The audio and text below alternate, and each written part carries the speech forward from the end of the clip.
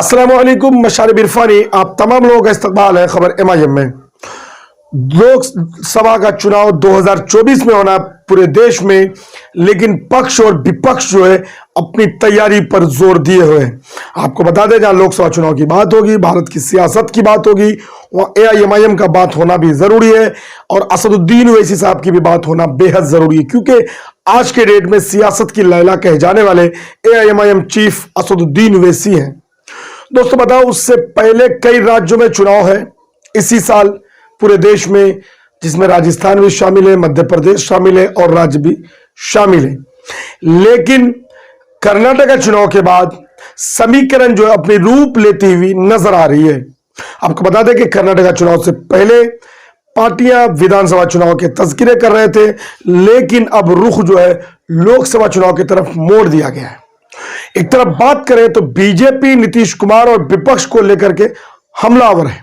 कोई कह रहा है मुंगेरी लाल के सपने देख रहे हैं, कोई कह रहा है तो ये किसी भी कीमत में इनका PM बनने का सपना भारत देश में पूरा नहीं हो सकता है।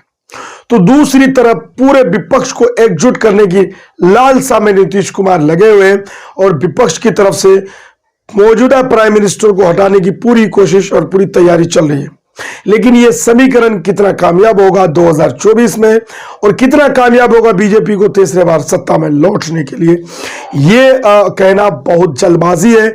लेकिन दोस्तों, इन सब के बीच में असदुद्दीन ओवैसी की पार्टी AIMIM, अगर इस पार्टी को महागठबंधन या विपक्ष में कोई भी रोल नहीं मिलता, या यूं कहे कि सहयोग और गठबंधन में किसी तरह की कोई हिमायत और साथ नहीं मिलता, तो यकीनन AIMIM जो है खेल बनाने के साथ बिगाड़ने का भी क्षमता अपने दम पर रखती है। बिहार में इसका जीता जागता सबूत दिया गया है। बता दें दोस्तों, AIMIM पार्टी पहले तो एक सांसदों की पार्टी हुआ करती थी, हैदराबाद के सांसद।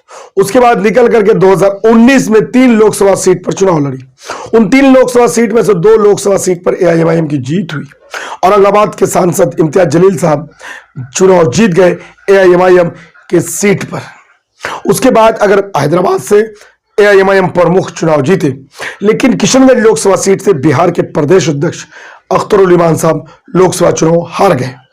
और उसके बाद AIMIM 2 लोकसभा की पार्टी, यानी 2 लोकसभा मेंबर की पार्टी बन गई।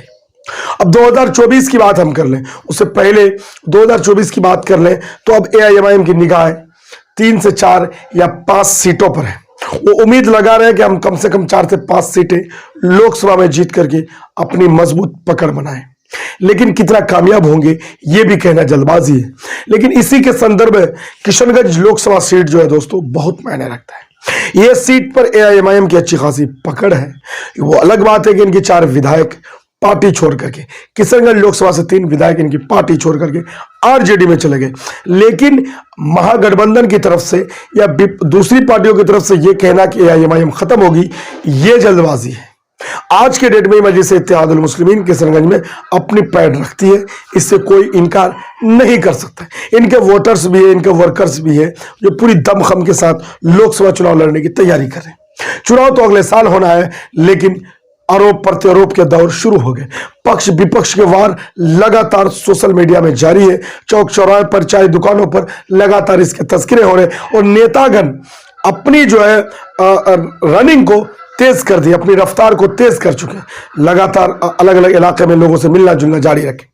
क्या होगा किशनगंज लोकसभा में, ये जानेंगे आप अगले अपडेट में और बताएंगे आपको कि क्या होगा किशनगंज लोकसभा।